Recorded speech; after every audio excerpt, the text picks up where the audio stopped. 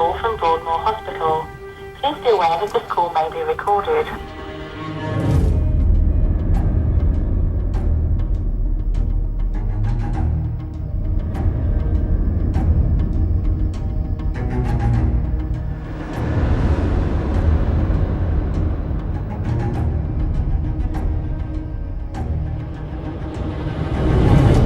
I think Sutcliffe always wanted to end up in Broadmoor. Napper literally completely and utterly destroyed the individuals that he offended against.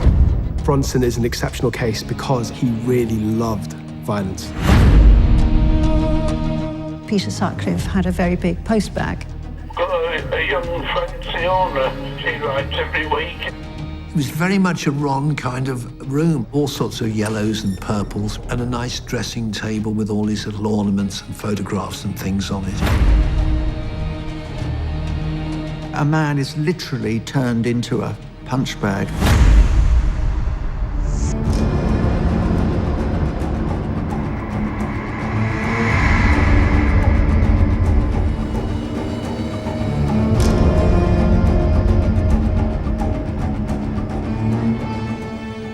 I'd be going up to the patients' doors and I'd be speaking through the hatch because the patients were just deemed too dangerous to come out. They've done monstrous things, but that's not the same thing as them being a monster. For me, the issue is, can I find meaning in the offence?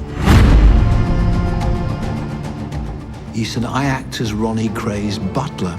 Can I get you a drink? We said, you know they're all mad in here.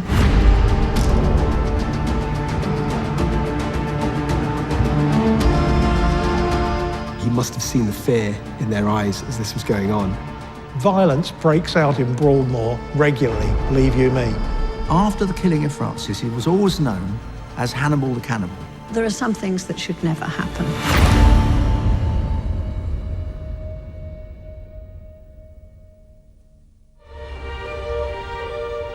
Broadmoor. It looks like a prison, but is in fact a secure mental hospital. For over 150 years, it has been home to those judged too dangerous to live in the outside world. And since 2019, it has been even more secure with a new, custom-built hospital complex. There is only one way in and out, through a high-security entrance. Every single member of staff for every shift, even the senior doctors who go in there every day, have to go through like an airport level of security search.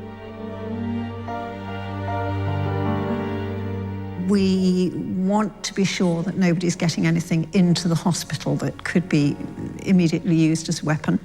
It's surprising how many things could be. Even a toothbrush can be sharpened and made into a weapon. Even things like mobile phones are considered contraband. But for the staff, it's not just their belongings they have to leave at the gate.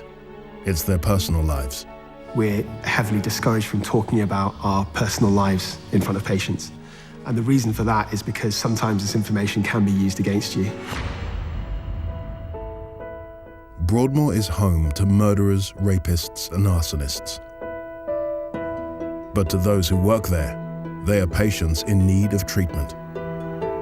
Our job is not to dwell on what they've done in the past, it's only to rehabilitate them for the future.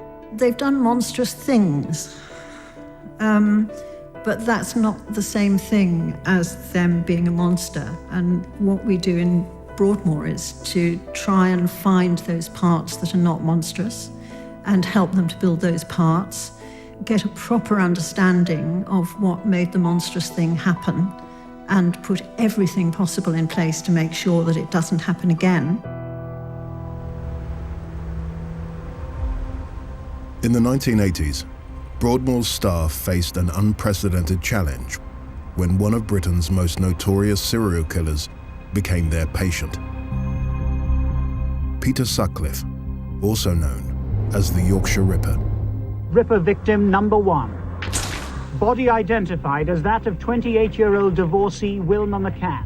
Ripper victim number 2. Body identified as that of 43-year-old Emily Jackson before the Ripper struck again on a playing field in Leeds.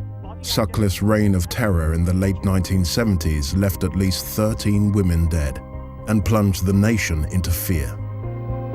The Yorkshire Ripper's trademark is the unique and vicious way in which he mutilates the bodies almost beyond recognition. There were many, many women living in places like Huddersfield and Bradford and Leeds whose lives were severely altered by Sutcliffe's activities. Everybody knew that if you've got to walk home late at night on your own, you're putting yourself at risk. I am afraid I believe he will strike again. I'm absolutely certain in my own mind that Sutcliffe would go on killing until he was stopped.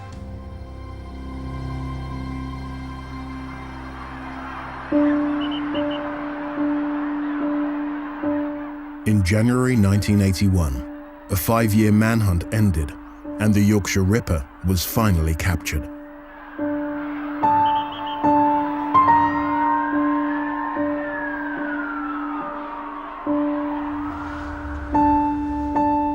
While on remand at Armley Prison, 3 psychiatrists interviewed Sutcliffe. He had confessed to his crimes within days of his arrest. But it would take another 2 months for him to make the revelation that would change the course of his life and take him to Broadmoor. Sutcliffe reported that he was hearing the voice of God, so this is an auditory hallucination, and the voice was telling him to go on a mission to kill prostitutes, or what we would now call sex workers. Sutcliffe said today that his mission to kill began here, Bingley Cemetery, where as a teenager he worked as a gravedigger. I was standing in an open grave, taking a rest from digging. I heard a voice similar to a human voice, but with the words mixed up. It seemed to be coming from a gravestone. I climbed out and walked up towards the grave. In the years to come, Sutcliffe claims to have received hundreds of messages urging him to continue killing. As Sutcliffe's trial at the Old Bailey began, the key question was whether he deserved a life behind prison bars or if he was a mentally ill patient in need of treatment. Today, Dr. Hugo Milne, the first of 3 psychiatrists who will be giving evidence, has been in the witness box all day, explaining why he's convinced that Peter Sutcliffe is mad. One of the main focuses of the defence case was that he was mad, that he had no control over what he did. It was all a matter of mental health. But now evidence emerged that Sutcliffe might be deliberately faking his mental illness. One of the prison officers testified and said that he had overheard Peter Sutcliffe saying that he wanted to convince others that he was not of sound mind, so that he would get a reduced sentence and so that he would be taken to a psychiatric setting as opposed to a prison setting. I think Sutcliffe always wanted to end up in Broadmoor, an environment which he saw as softer, as easier to game than a prison environment. The psychiatrists had diagnosed Sutcliffe with paranoid schizophrenia, but the judge was concerned that these opinions were based on nothing more than Sutcliffe's own words. The problem with mental health illness, it's not like a broken bone. You can see that. You can't see. There's no test as far as an X-ray or anything that tells you someone has schizophrenia, psychotic, whatever those issues are. The theory of him faking it is possible, but I think it's very unlikely because forensic psychiatrists such as myself were very much geared to assess people, a lot of whom do fabricate and lie about his symptoms. So what we do is we don't just take the patient at face value, we look at all the available evidence. It's one thing to say you heard a voice and the voice told you to do it. That would be quite easy to make up. It's quite difficult to make up the life course picture that might go with having a severe and enduring illness. So it's actually quite rare for an individual to be able to sustain that kind of faking of illness. But Sutcliffe's future was now in the hands of the jury, not the psychiatrists. The jury considered upon all the evidence and ultimately decided that he had control. He knew exactly what he was doing.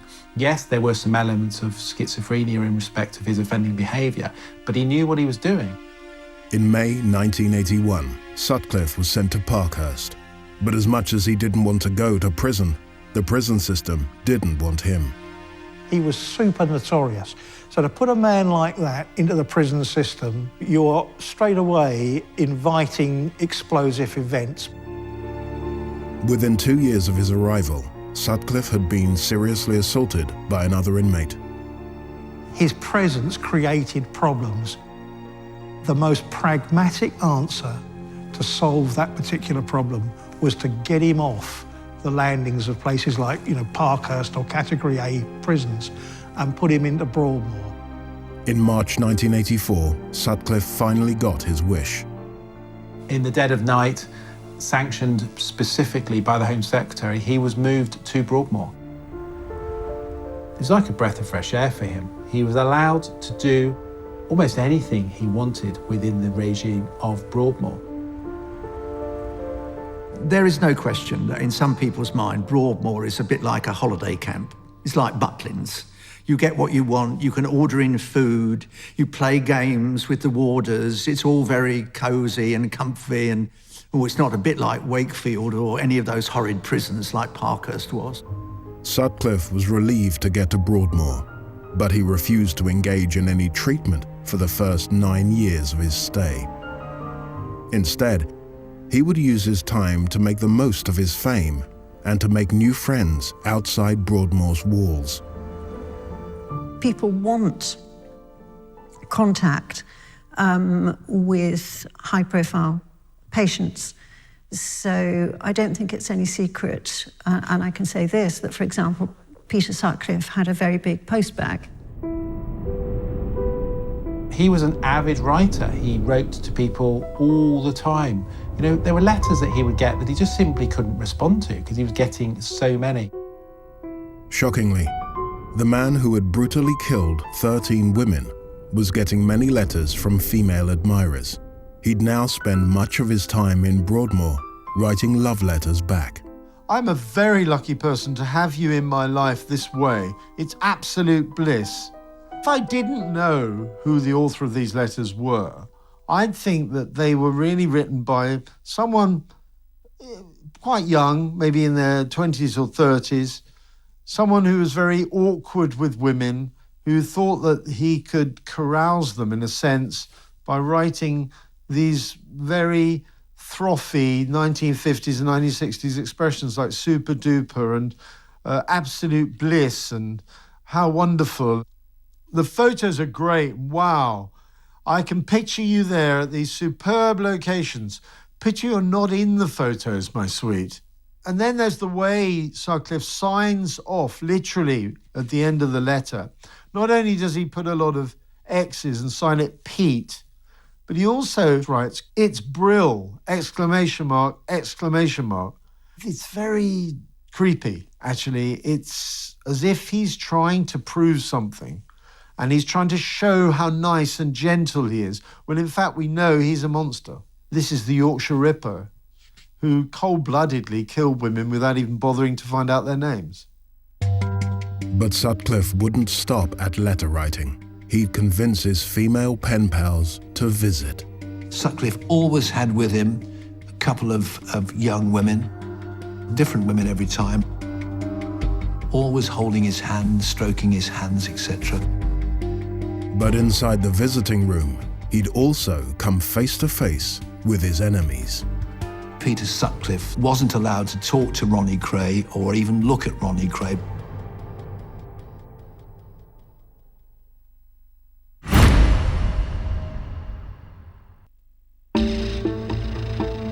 It's one of Britain's most secretive institutions, but Broadmoor Hospital often finds itself in the media spotlight thanks to its infamous patients. People generally know when there's a high-profile patient in the hospital. There's often an intensive campaign by the press to try and get information. They can try and bribe staff, they can try and make links to other patients. And it's not just the press who are drawn to Broadmoor's notorious criminals. Members of the public often want to make contact. It's a bit like your 5 minutes of fame. I've spoken to the Yorkshire Ripper, I've spoken to this person. People really enjoy it. Long-term patient Peter Sutcliffe was allowed 4 visitors per week, and they were often pen pals who he had persuaded to meet him in person. Sutcliffe always had with him a couple of young women, different women every time, always holding his hand, stroking his hands, etc. It was very, very strange. I mean, I guess they liked the thrill of being near to a dangerous man, but knowing that he couldn't harm them, because all around the room were the hospital staff. And when Sutcliffe wasn't with visitors or writing letters, he was on the phone. This is a call from Broadmoor Hospital. Please be aware that this call may be recorded. For years, he would speak to his brother Carl every Tuesday evening. Hello, Carl. Oh, Pete. How's things, all right? Oh, not so bad. You doing all right health-wise, are you? A bit better, yeah. I feel a bit better now. Still not 100% though. A frequent topic of conversation was Sutcliffe's prolific letter writing. Don't you get writer's cramp with all that writing in your fingers? I did get writer's cramp for quite a while. But anyway, I've got visits Wednesday, Thursday, Friday and Saturday now. Oh, that's next right. week. Busy, yeah? So that'll keep me off the ward for a while. One conversation from 2012 revealed that even as Sutcliffe approached 70, he was still attracting the attention of younger women. Got a young friend, Fiona. She's only 21. She writes every week, and she's a brilliant artist. I've commissioned her to do a picture of me, so she's going to do that. High-profile patients and the strangers who want to visit them can cause a real headache for Broadmoor staff. Another man who'd seriously damaged children had women wanting to visit him with their children, and were even prepared to get their solicitors to argue with us about their right to bring their children to see him. These were not people who were related to this man. It's a constant process of trying to manage that situation so that you're decent to everyone. And it's an interesting question. Why do those people do it? And I think there's a fascination amongst the public to look into other people's lives. And when you've got someone as notorious and well-known as some of the criminals that end up at Broadmoor, people want to know, what are they about? I want to talk to them. Peter Sutcliffe was eventually transferred to Franklin Prison in 2016, where he died 4 years later. He had spent nearly half of his life in Broadmoor. People do need sometimes a long time to come to terms with what they've done, to begin to be able to reflect on it. Although we can't absolutely say everyone can change, we can't, and not everyone will get out.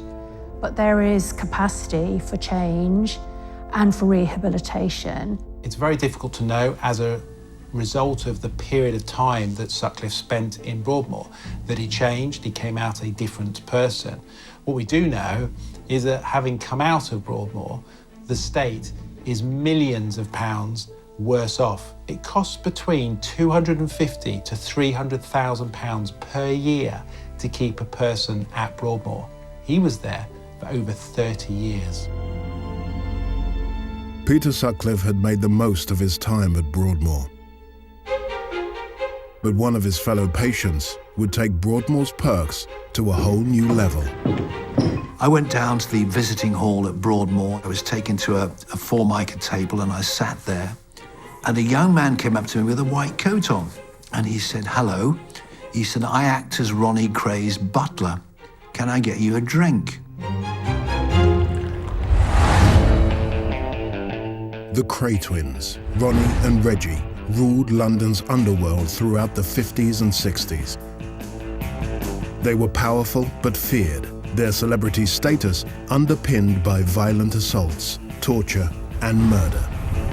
So to remain in their positions, to be the alpha males, they couldn't accept any disrespect. So I think that was part of what drove their violence. The twins had seemed untouchable, but on the 9th of March 1966, Ronnie's actions would begin their downfall. At 8:30 p.m., he walked into the Blind Beggar pub and shot and killed George Cornell.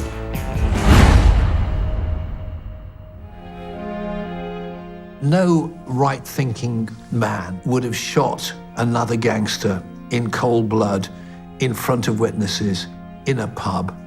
I think Ronnie was ready to be caught. 3 years later, both twins were convicted of murder and handed life sentences. Inseparable since birth, the twins were about to lead very different lives behind bars. And what would divide them was mental illness. At the age of 22, Ronnie had been diagnosed with paranoid schizophrenia. Ronnie's ongoing mental illness problems definitely drove forward the violence that the Krays committed.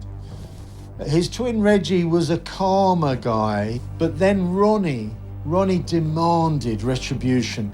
He demanded violence, not just because he wanted to spread the word that they were a scary pair, but also because he enjoyed it. Ronnie even used hot pokers on some of his enemies and took great delight in watching those pokers sizzle the skin of an enemy.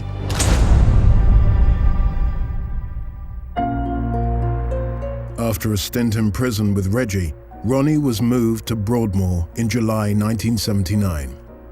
It would be his home for the next 16 years.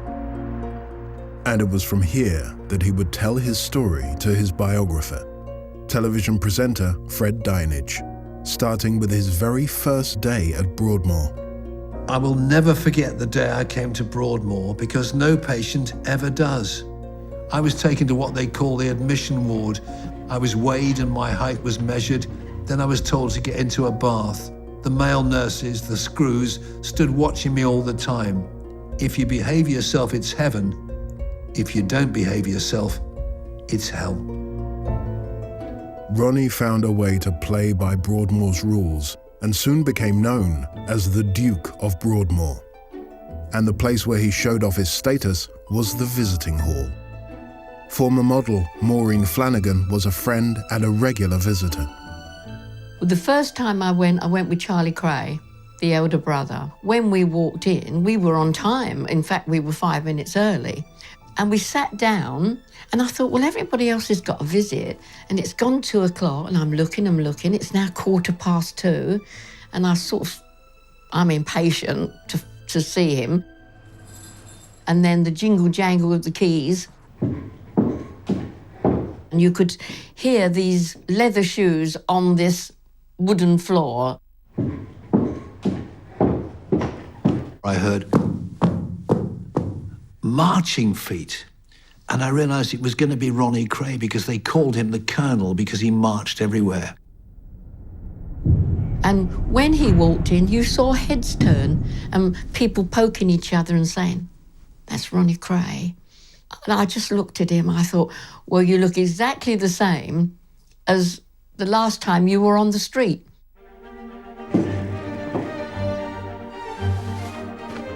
He was immaculate dressed, like an Italian suit, white starched shirt, beautiful Italian silk tie, hanky, gold watch. I thought, oh my God, I went, you look wonderful, Ronnie, you look smart. He said, well, I've got to keep up appearances. With a little help from his visitors, Ronnie was able to maintain aspects of his former life of luxury. I took a tailor into Broadmoor every October. He said, I've got to have a new suit. And I said, Ronnie, why have you got to have a new suit? You're not going anywhere. Do you go to the disco in here? Because I'd heard there's a disco on Saturday. He said, I don't want to go with those, mix with those people. He said, you know they're all mad in here.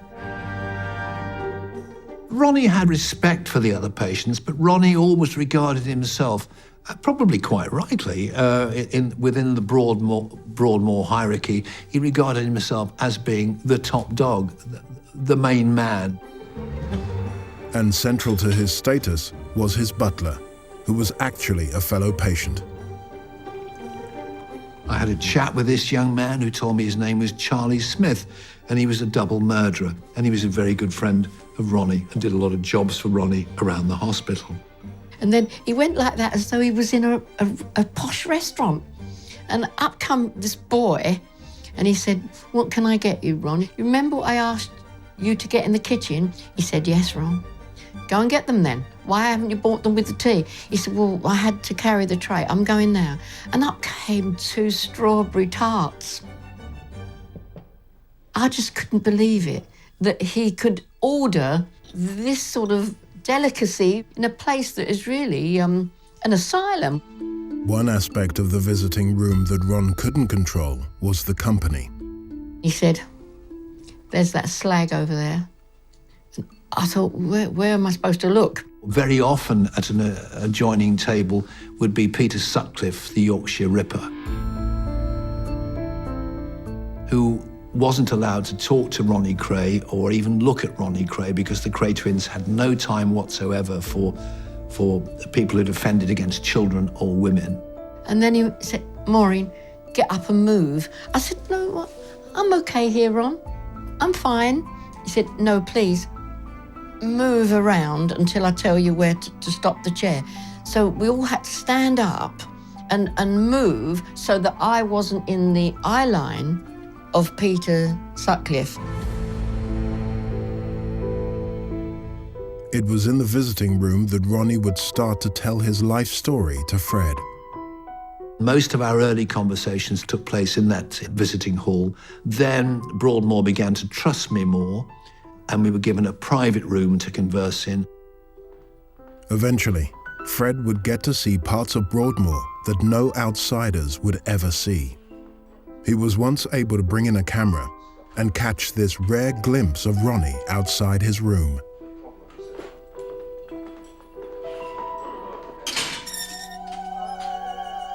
He really had quite a smart room there. He'd been allowed to decorate it the way he wanted it. All sorts of yellows and purples, which were very much his colours, and a nice dressing table with all his little ornaments and photographs and things on it.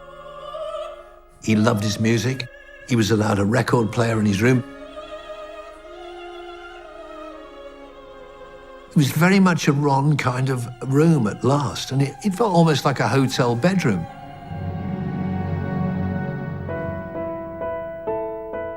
Ronnie was one of the luckier patients. During his time at Broadmoor, many slept in communal dormitories. One of the big tasks in reforming Broadmoor and the other hospitals was to create more personal spaces. And so now I think it's true to say that in every secure hospital, patients would have their own individual rooms. And usually they have their own ensuite. And unlike in high-security prisons, patients on most of Broadmoor's wards have the keys to their own rooms. As far as possible, the rooms are the patient's own space. Patients can lock themselves into their rooms, but obviously the staff have an override. It then means that they can keep other patients out. They're not supposed to have other patients into their rooms at all. That really is supposed to be their space, and staff try quite hard to make sure that they don't breach that rule. Ronnie Kray had played by Broadmoor's rules in order to have a comfortable life. But one of his fellow patients was about to unleash a wave of destruction on Broadmoor itself. You have to walk across a big courtyard. And on a particular time, I walked across the courtyard with Mrs. Kray and Charlie Kray, and we heard a commotion. There was shouting, screaming, you know, an alarm was going on. We looked up, we heard, hello, hello. We looked up on the roof, and Charlie Bronson was throwing down all the slates and absolutely demolishing the roof. When he saw Charlie Kray and Mrs. Kray, he was waving and stopped what he was doing until we were passed over to, you know, the courtyard and into Broadmoor. And then we heard this dreadful commotion again. The man on the roof had arrived at Broadmoor as Michael Peterson, but would later be known as Britain's most violent prisoner, Charles Bronson. Michael Peterson literally emerges as Charles Bronson on the roof of Broadmoor. His extraordinary behavior was about to bring him fame, but also put him in conflict with Broadmoor's staff. I would not like to be a nurse on shift that had to medicate Bronson against his will. I mean, he was a big, violent man.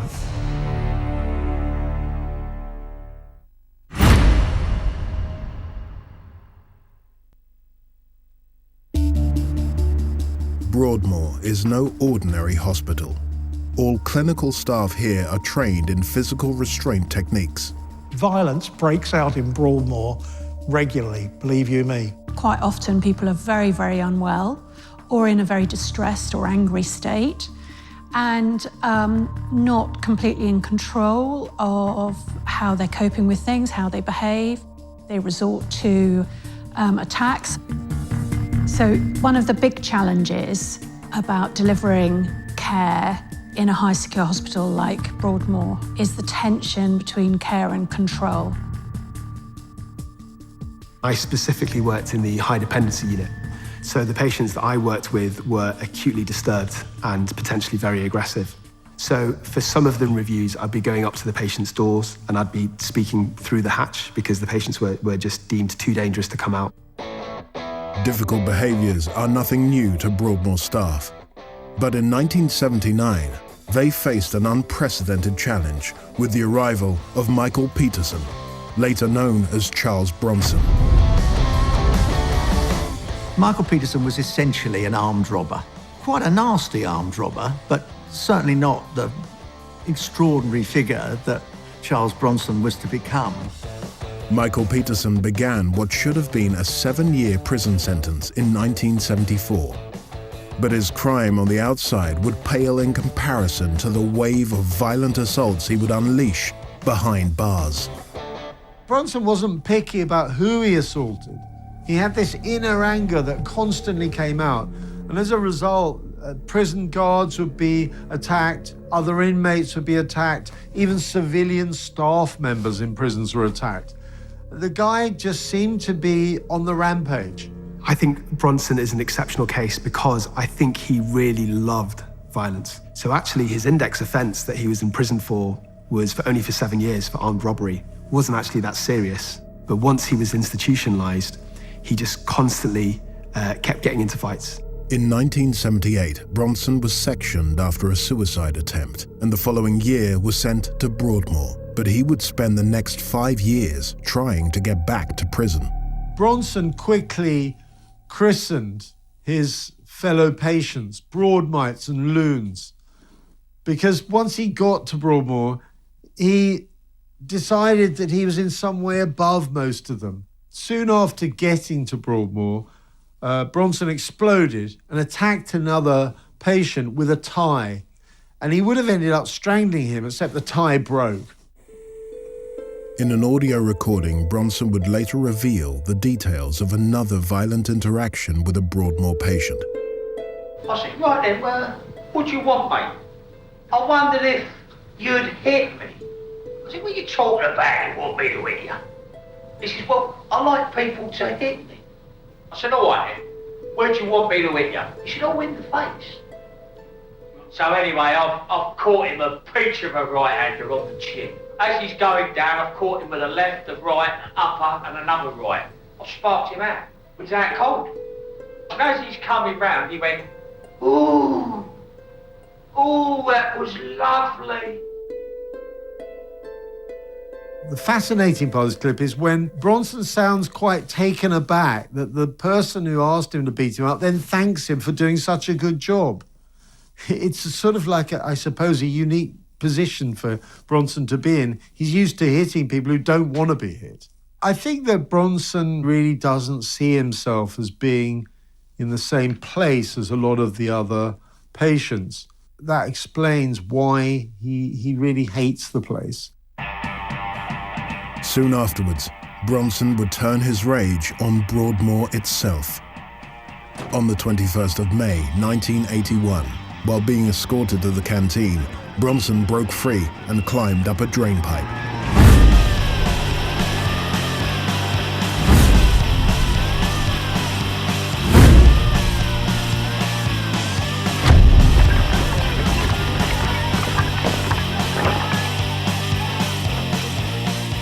When he was asked by one of the nurses what he was doing up there, he just said he wanted a cheese roll, a coffee and a cream cake. He was a very black and white, very honest person in a strange way. And he says, tell the superintendent thanks for the coffee and the grub and everything, and say goodbye to your roof. And then off he goes. This was to be the first of Bronson's 3 rooftop protests at Broadmoor. He stayed on the roof for up to 4 days at a time and caused £250,000 worth of damage. It would also bring him fame. It's a very good way of drawing attention to yourself. He wants to be the focus of attention. He doesn't want to be just prisoner number 693476. Michael Peterson literally emerges as Charles Bronson on the roof of Broadmoor.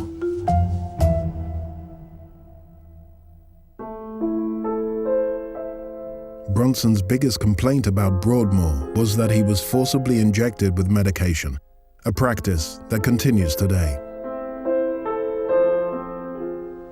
Under the provisions of the Mental Health Act, because the patients are detained, we are allowed to give them medication against their will. And that's obviously a last resort. It's not pleasant for anybody, not pleasant for the staff, not pleasant for the patients. But if somebody's psychotic and they lack insight, then the chances are they're not going to change their minds, and then they're not going to get better without medication.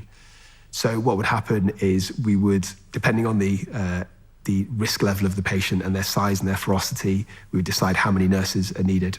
So typically it might be 3 or 4 nurses. They would go to the patient's room, and if necessary, they would physically restrain them while another nurse gives the medication. I would not like to be a nurse on shift that had to medicate Bronson against his will. Even though they're very used to that. I mean, he was a big, violent man. I just don't think that would have been a fun role for anybody. Like many of Broadmoor's patients, Bronson refused to accept his diagnosis, which made rehabilitating him a near impossible task. Bronson never saw himself as in need of therapy. I think he thought Broadmoor wasn't the right place for him. In fact, the 3 psychiatrists who sectioned Bronson couldn't agree on a diagnosis. Charles Bronson was diagnosed with psychopathy and schizophrenia, although it was never agreed by clinicians and a consensus wasn't reached. I think if he had schizophrenia, it's possible, but I haven't personally seen any evidence, any clear evidence that he was suffering psychosis. I think he almost certainly was a psychopath. While schizophrenia can be managed with medication, psychopathy is a form of personality disorder and much harder to treat. If your personality is disordered, then by definition you're clashing with other people. So a psychopath is like being the older brother of antisocial personality disorder. The sufferer doesn't know or doesn't care about the difference between right and wrong. With personality disorder, there is no magic pill, and it's really about engaging individuals and relying on the patient to meet us halfway, because it's verbal therapies that are the ones we use, and that means people have to open up, they have to contribute, they have to think about things. Many believe that psychopathy can never be cured. There's a theory that psychopaths, they will never change their actual internal personalities, but they're clever enough and they're manipulative enough to pretend to change. I personally don't think that treatment for psychopathy works, but I know that some of my peers would disagree. Bronson never engaged with therapy at Broadmoor. In the spring of 1984, he went on hunger strike for 18 days until his demands for a transfer were met. A year later, he was back in the general prison population. He likes prison life. Prison is where he likes to be. It's his comfort blanket. He understands prison. I think people often think that a secure hospital is a soft option. And I think it's important to be really clear. High secure hospital is tough. The expectations include always having to talk about how you're feeling and what you're thinking. Some people find that really irritating. But back in prison, Bronson's violence continued. He's now served 47 years, much of it in solitary confinement. The time is added on. He'll go before a parole board and they just look at him as much as say, Charlie, look what you've done this year. Look who you've attacked this year. And more time is added on. He's never murdered anybody, he's never raped anybody, but he's violent, and that's against him. Not all of Broadmoor's patients have been as disruptive as Bronson. The 1990s would see the arrival of a quiet man whose meek exterior hid atrocious crimes.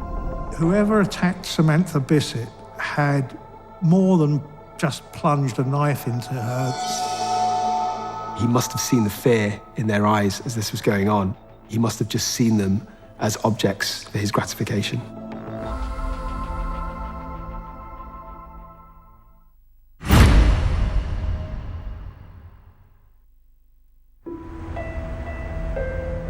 Broadmoor. Some of Britain's most notorious killers have lived here behind locked doors. But it's not a prison. A lot of people assume that Broadmoor is a prison. And from the outside, it looks like a prison. The main difference is that we're there to treat and rehabilitate. But treating those who have committed atrocious crimes can take its toll.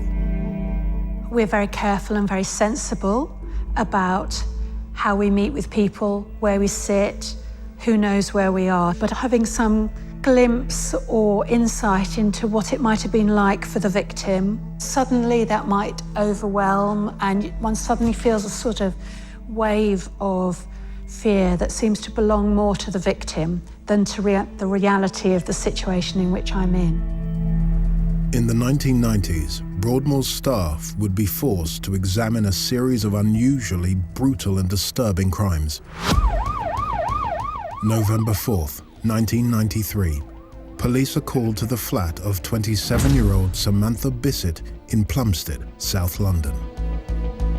I walked into the flat, and immediately on the left, there was a bedroom. It was only a one-bedroom flat, and I could see the body of a young girl who was, in fact, Jasmine Bissett, 3-year-old child lying in a cot.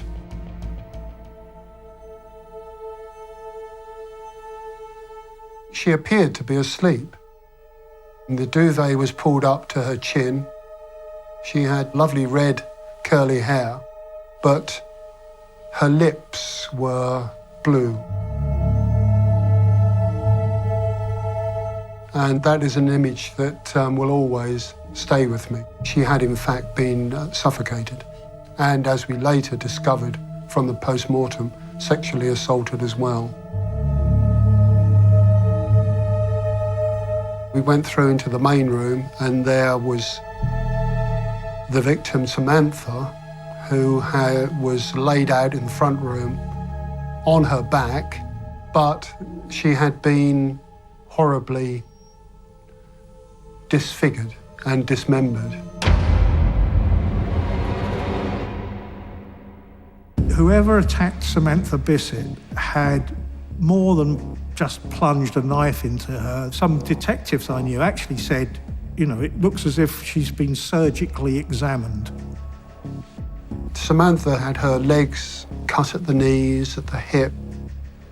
Her body had been totally cut from throat to vulva, opened up.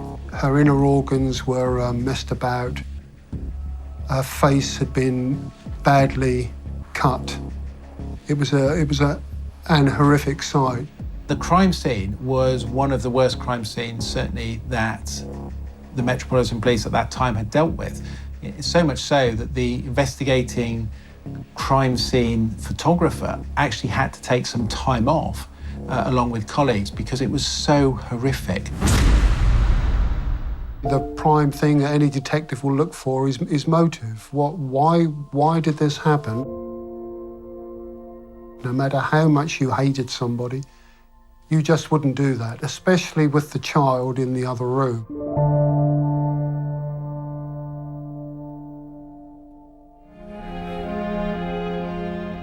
Six months later, a fingerprint led police to Samantha and Jasmine's killer, a man called Robert Napper. He was so mild-mannered as to make you even start to wonder whether we had the right man. His appearance was of a weak man, a very weak man. But the contents of Napper's bedsit revealed his calculating and sadistic side. We found all sorts of daggers and knives and books on mutilation, and we found all sorts of drawings, and the drawings included a rough map of Samantha's flat the woods opposite, a little path down the side, and a path at the back. Now police interviewed Napper, hoping to understand his motive. But he refused to engage, revealing instead a number of paranoid delusions. He would refer to meetings with the Queen, where he would discuss matters of state. He was convinced that he was a Nobel Peace Prize winner. A number of psychologists diagnosed Napper with paranoid schizophrenia and Asperger's syndrome. He was mentally disordered and dangerous. In June 1995, he was sent to Broadmoor. It was now the job of the staff there to sit face to face with him and make sense of his atrocious crimes. When I was at Broadmoor, we almost invariably had the whole, shall I call it, the crime package, including the police reports from the scene of the crime and so on. And I would make myself read all of that. It's important that I have that anchor. It's also important that I don't, in my mind, diminish anything of what happened, that I've really got the measure of it. There are some crimes, I think, where it does affect us at that point. And actually, often, meeting the individual is the first time where our feelings of horror and the emotional distress from reading the documentation starts to abate. For me, the issue is, can I find meaning in the offence, in the choice of victim, in their approach, in what happened, how were they feeling, what was in their mind at that time, what did they think was in the mind of the victim? There are all sorts of details about the offence which are really illuminating. Now Napper opened up to psychologists about his own childhood sexual abuse. Because he was sexually abused himself, I wonder if that warped his understanding of sexuality in terms of what's appropriate and where the boundaries lie. We never consider a traumatic event to be an excuse or a complete explanation. It's part of the understanding of the pathway to offending. Napper's combination of schizophrenia and Asperger's would make him a challenging patient to treat. So somebody with Asperger's can be quite difficult to treat, especially if the Asperger's is directly linked to violent behaviour. There's no medication that can reverse the thought patterns of Asperger's. Because of his Asperger's, he was probably less able to identify or care about the fear that he saw in his victims. He must have seen the fear in their eyes as this was going on, and he must have been completely disconnected in terms of empathy. He must have just seen them as objects for his gratification. In October 1995, Napper left Broadmoor to go on trial at the Old Bailey. He was found guilty not only of killing Samantha and Jasmine, but of a number of violent rapes. He was sent back to Broadmoor indefinitely. But more horror was to emerge. At Broadmoor, Napper was hiding a dark secret, his involvement in the most infamous unsolved murder of the era, Rachel Nickel. It was here that Rachel was found yesterday, stabbed repeatedly, sexually assaulted, her 2-year-old son Alexander clinging to her body.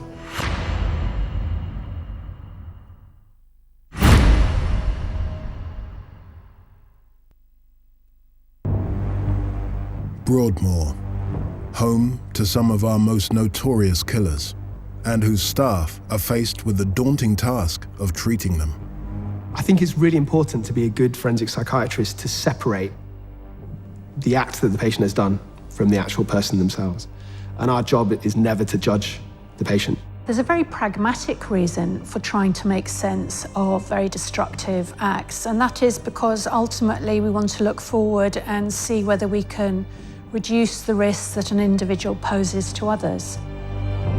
Killer and rapist Robert Napper has been held at Broadmoor since 1995.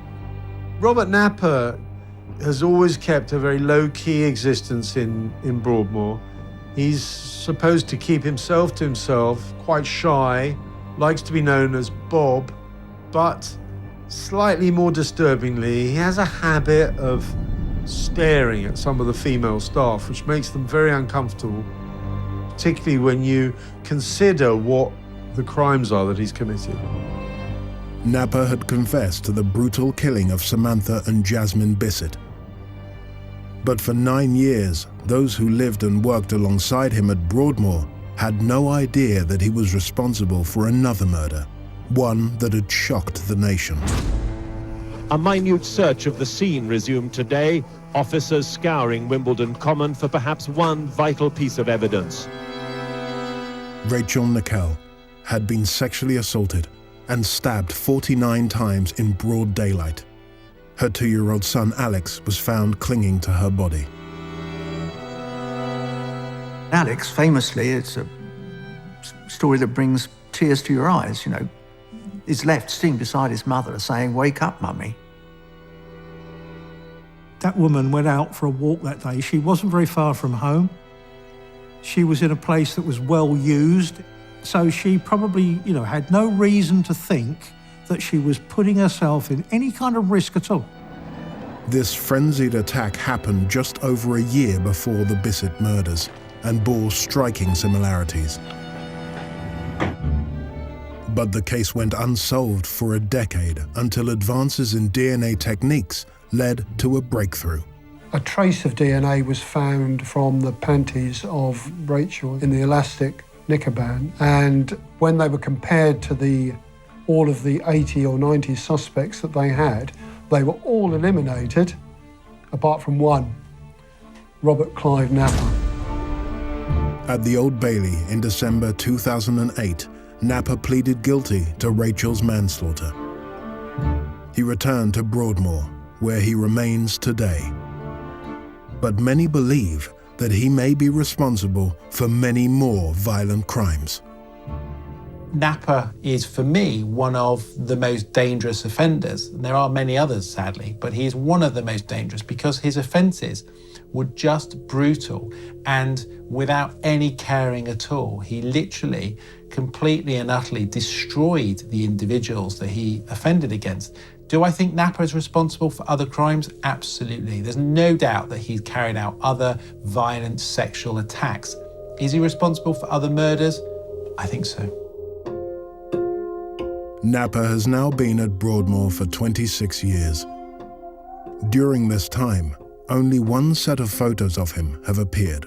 Napper, along with a lot of the patients at Broadmoor, likes to spend quite a lot of his time outside on the allotment. Broadmoor's allotments have been a key part of patient rehabilitation since the hospital was founded over 150 years ago. You have to understand that these patients, especially in high secure units like Broadmoor, they're there for a long period of time. Sometimes years, sometimes decades. So you need to keep them occupied, you need to keep them stimulated. We have a number of individuals on what's called whole life tariff. They're never going to be released and have no hope of it.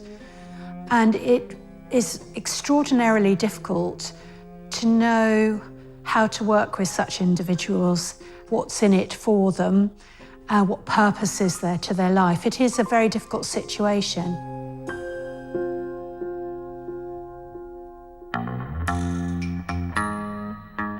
But there was one individual who came to accept that he'd never be free. Ronnie Kray. Once he was in Broadmoor, he felt safe. No one's going to attack you, and you're not going to have to attack people because you'll be medicated properly. He was quite happy with his life in there. He loved his gardening. 4 mornings a week, when the weather was good, he'd be in the back gardens of the hospital. He was very happy doing his painting and writing he loved writing poems. He really was quite a sort of gentleman of leisure, really. The only problem was he was stuck within the 4 walls of Broadmoor. But even at Broadmoor, despite the heavy medication, Ronnie's dark moods would occasionally take over. When he was in Broadmoor, you'd know it was a bad day. During the visit, he used to rub his hand, do this to his hands. And I used to look at the other visitor and say, and then about 3:15, he'd look at the clock, look at his watch and say, "I've got to go now." I'd say, "Oh, but Ronnie, we've got another half an hour." "No, I've got to go now." He knew. He knew it was one of his bad days. And I'd say, oh, Ronnie, what's the matter? And he'd say, no, it's best I go. And decades after the crime that had brought him to Broadmoor, Ronnie showed no signs of remorse. The only thing that always saddened me about Ronnie was, I'd say, Ron, you know, do you feel sorry for what you did? You know, do you feel sorry for shooting George Cornell and killing him? No.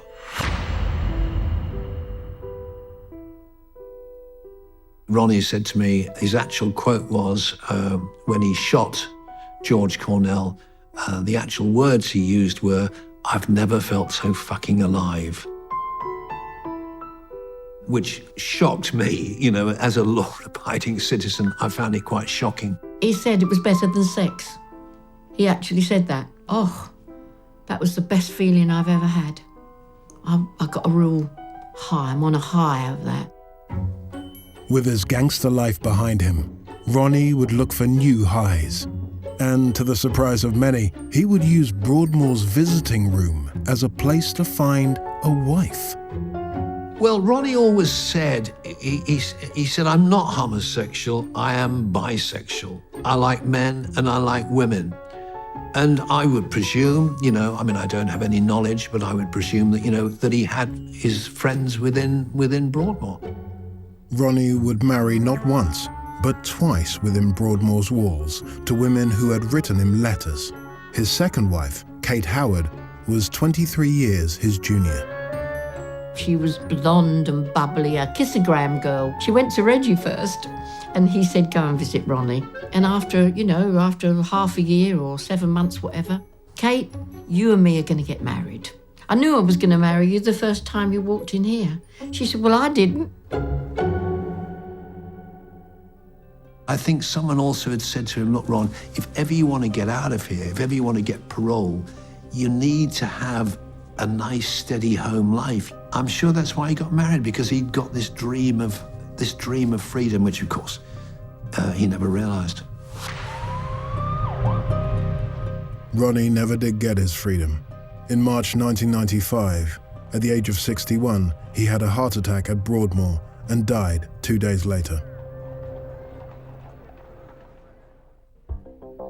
Broadmoor is full of men who have committed horrendous crimes on the outside, but the staff's worst nightmare is finding a crime scene inside the hospital's walls. There are some things that should never happen. They hold his body up so that the Broadmoor staff can see his dead body through the spy hole.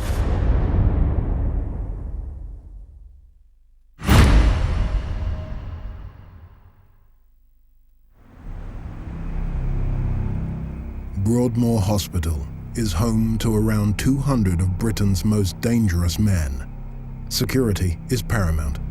I think there are two scenarios which are going to give you a headache if you're running Broadmoor. One is if you discharge a patient who goes off to kill somebody in the community, and another one is if a patient kills or hurts another patient within Broadmoor. Things will go wrong in the best organised of circumstances, but there are some things that should never happen. On the 26th of February 1977, an incident took place that would haunt Broadmoor staff to this day. A man is literally turned into a punch bag. A mannequin, a doll, to be kicked, to be hit. His head was hit against the wall. He was almost certainly stamped on regularly. He was punched, kicked. The victim was patient David Francis. Holding him hostage were two other patients, David Cheeseman and Robert Maudsley. They had barricaded the door. It would remain locked for 9 hours. What must have been going through David Francis's mind during that 9-hour ordeal? He must have been terrified for his life. They hogtied Francis with a cable from a record player. There are allegations that he may have had his skin flayed. On the other side of the door, staff were powerless to stop Maudsley and Cheeseman. until it was too late. In the end, they kill Francis in the locked room in Broadmoor. And they hold his body up so that the prison staff, the Broadmoor staff, can see his dead body through the spy hole.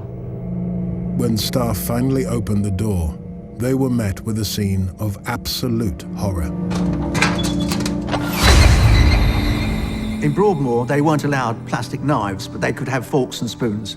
Maudsley had broken the plastic spoon so that it formed a weapon, a sharp weapon, and he'd shoved it into Francis's ear.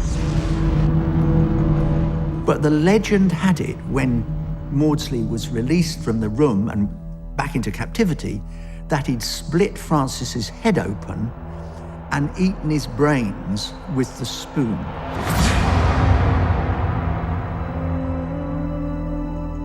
Now, that was never the case, but nevertheless, that's where Maudsley's reputation and his nicknames came from. After the killing of Francis, he was always known as Hannibal the Cannibal, or Spoons, because of the spoon. It seems Robert Maudsley had targeted Francis because he was a convicted paedophile. He must have been extremely judgmental about what this man did and also what this man represented. It seemed that he wasn't just trying to rid the world of one more child molester. He took pleasure in punishing this man. Francis wasn't Maudsley's first victim, and he wouldn't be his last, as he tried to take revenge for his own childhood abuse. It is impossible to overestimate just how horrific Maudsley's childhood was. And at one point in his young life, he was locked away in his room for 6 months. And the only time that anyone came in to see him was his father, who came in literally maybe 2 or even 3 times a day to beat him. Sticks, rods. At one point, he broke a .22 air rifle over his back. Maudsley's attack at Broadmoor would serve as a cautionary tale for decades to come. Today, regular room searches are carried out to check for potential weapons. There's procedural security so that you can check what things people have in their possession. And it's all done in conjunction with the patients. It's not like you suddenly ride roughshod in, but today we'd like to go through the things in your room and just check that nothing's got in here that shouldn't. I think it's very unlikely that an attack like the one committed by Maudsley would happen today. And that's because even on the wards where the patients have a lower level of risk, there's still some observation by staff. They're still checked in on regularly. Even at night time, the nurses will go around and they'll look in individual rooms to make sure that the patient group is safe. This notorious incident marked the end of Maudsley's time at Broadmoor, but not the end of his killing spree. He was then sent to Wakefield Prison, where he killed 2 inmates. He remains there to this day, in solitary confinement, in a custom-built cell. It's a cell that you would recognize from Silence of the Lambs. It has a perspex front. It has brick on the other 3 sides. He spends 23 hours of the day in the cell, and he's permitted to come out for 1 hour a day with a number of staff members escorting him. No other British prisoner has spent so long in solitary confinement.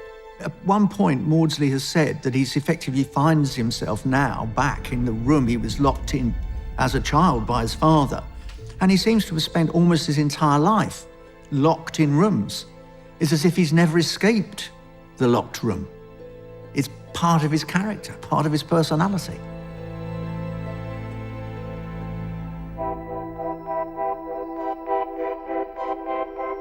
For over 150 years, Broadmoor has served not just to protect us from Britain's most dangerous individuals, but to successfully rehabilitate many.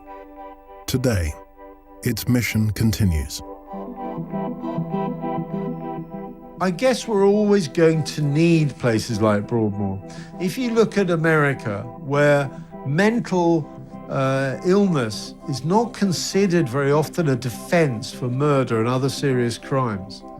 And we look on America as being a very harsh society for that reason. I think it's important that we acknowledge the mental problems that are associated to some of the biggest crimes that have been committed in this country. But it also has another important role. Broadmoor is a valuable institution as a means of learning. We should always be searching for answers to understand more about the human mind, to find out why there is aberrant behaviour. The way out of major disorder is research. If we go on not knowing what to do in various circumstances, we can't help people. And perhaps most importantly, Broadmoor and its patients could help prevent future crimes. We're still no good at all at identifying who is going to commit a terrible offence if they haven't already committed a serious offence. The more educated, the more learned we are, perhaps the greater opportunity we have at protecting the most vulnerable.